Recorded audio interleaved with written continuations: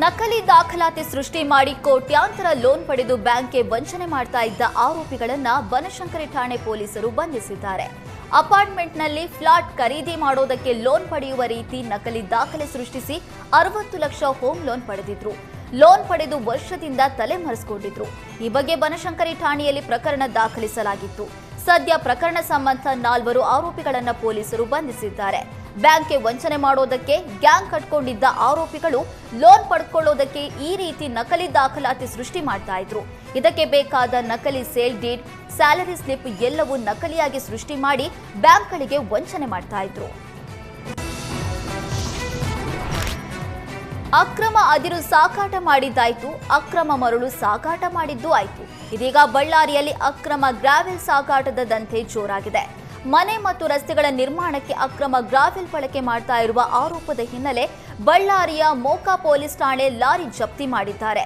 ಆಂಧ್ರದ ಗೂಳ್ಯಂ ಸೇರಿದಂತೆ ಗಡಿಭಾಗದಿಂದ ಬಳ್ಳಾರಿ ತಾಲೂಕಿನ ಬಸರಕೋಡು ಗ್ರಾಮದ ಮೂಲಕ ಹಡ್ಲಿಗಿ ಗ್ರಾಮಕ್ಕೆ ಗ್ರಾವೆಲ್ ಸಾಗಾಟ ಮಾಡಲಾಗ್ತಾ ಇದೆ ಎನ್ನುವ ಆರೋಪವಿದೆ.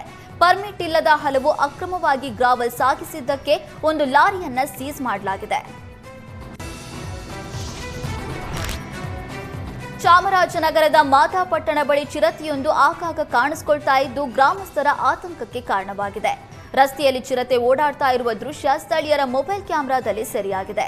ಹೊಲಗದ್ದೆಗಳಿಗೆ ತೆರಳುವುದಕ್ಕೆ ಭಯ ಪಡುವಂತಾಗಿದ್ದು ಚಿರತೆ ಸೆರೆ ಹಿಡಿಯುವಂತೆ ಗ್ರಾಮಸ್ಥರು ಆಗ್ರಹಿಸಿದ್ದಾರೆ. ಜನರನ್ನ ಕಾಯ್ಬೇಕಿದ್ದ ಪೊಲೀಸ್ ಕಾನ್ಸ್ಟೇಬಲ್ ಜನರ ಹಣ ಕದ್ದಿರುವ ಪ್ರಕರಣ ಬೆಳಕಿಗೆ ಬಂದಿದೆ. ಸಿದ್ದಾಪುರ ದರೋಡೆ ಪ್ರಕರಣ ಮಾಸುವ ಮೊದಲೇ ಮತ್ತೊಬ್ಬ ಪೊಲೀಸ್ ಸಿಬ್ಬಂದಿಯಿಂದ ಕಳ್ಳತನ ಪ್ರಕರಣದಲ್ಲಿ ಜೈಲು ಸೇರುವಂತಾಗಿದೆ. ಪೊಲೀಸ್ ಆಯುಕ್ತರ ಕಚೇರಿಯ ಆವರಣದಲ್ಲಿ ಕಾರಿನಲ್ಲಿದ್ದ 11 ಲಕ್ಷ ರೂಪಾಯಿ ಕಳ್ಳತನವಾಗಿದೆ. ವಿಚಾರಣೆಗೆ ಅಂತ ಕರೆತಂದು ಆರೋಪಿಯನ್ನ ಬಂಧಿಸಿ ಆತನ ಕಾರಿನಲ್ಲಿದ್ದ 11 ಲಕ್ಷ ರೂಪಾಯಿ ಬ್ಯಾಗ್ ಅನ್ನ ಹೆಡ್ ಕಾನ್ಸ್ಟೇಬಲ್ ಕದ್ದಿರೋದು ಬಯಲಾಗಿದೆ. ಕಾನ್ಸ್ಟೇಬಲ್ ಜಬೀವುಲ್ಲಾ ಹಣದ ಬ್ಯಾಗ್ ಕಳ್ಳತನ ಮಾಡಿರುವುದು ಸಿಸಿ ಕ್ಯಾಮೆರಾದಲ್ಲಿ ಸೆರೆಯಾಗಿದೆ. ಘಟನೆಯ ಬಗ್ಗೆ ಸಿಸಿಬಿ ಡಿಸಿಪಿ ರಾಜ ಇಮಾಮ್ ಖಾಸಿಂಗೆ ದೂರು ದಾಖಲಿಸಿಕೊಂಡು ತನಿಖೆ ನಡೆಸಿದ್ದಾರೆ. ಇನಾಂ ದತ್ತಾತ್ರೇಯ ಪೀಠದಲ್ಲಿ ದತ್ತ ಜಯಂತಿಗೆ ದತ್ತ ಮಾಲಾಧಾರಿಗಳಿಂದ ದತ್ತ ಪಾದುಕೆ ದರ್ಶನ ಪಡಿತಾ ಇದ್ದಾರೆ. ಚಿಕ್ಕಮಗಳೂರಿನ ಐಡಿ ಪೀಠದ ಗುಹೆಯಲ್ಲಿ ದತ್ತ ಪಾದುಕೆ ದರ್ಶನ ಪಡಿತಾ ಇದ್ದಾರೆ. ರಾಜ್ಯದ ವಿವಿಧ ಕಡೆಗಳಿಂದ ಮಾಲಾಧಾರಿಗಳು ಆಗಮಿಸ್ತಾ ಇದ್ದು ಸಂಜೆವರೆಗೂ ದತ್ತ ಪಾದುಕೆ ದರ್ಶನಕ್ಕೆ ಅವಕಾಶ ನೀಡಲಾಗಿದೆ. ಇನ್ನು ದತ್ತ ಜಯಂತಿ ಹಿನ್ನೆಲೆ ದತ್ತಪೀಠದಲ್ಲಿ ಹೋಮ ಹವನ ಮೂಲಕ ವಿಶೇಷ ಪೂಜೆ ಸಲ್ಲಿಸಲಾಯಿತು. ಭಕ್ತರು ಭಜನೆ ಮಾಡ್ತಾ ಸರದಿ ಸಾಲಿನಲ್ಲಿ ನಿಂತು ದರ್ಶನ ಪಡಿತಾ ಇದ್ದಾರೆ.